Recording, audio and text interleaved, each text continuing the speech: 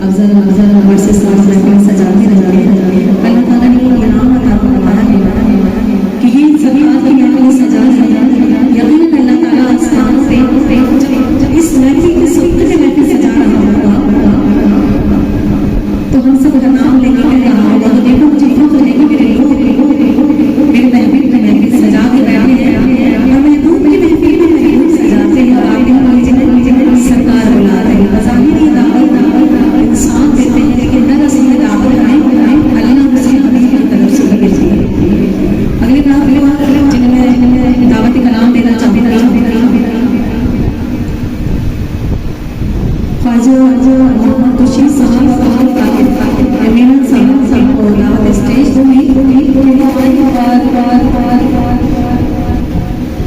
कलाम पेश करें और आप की तारीफ जो कहेगा जो भी अल्लाह ताला से अता फरमाए दुनिया में सरकार की बराबरी ये सबसे अल्फा वाला साथ है, सबसे अल्फा वाला साथ है। वजह है तहरीक कायनात कैसे मुमकिन है आप आसानी कैसे मुमकिन है आप आसानी वजह है तहरीक कायनात।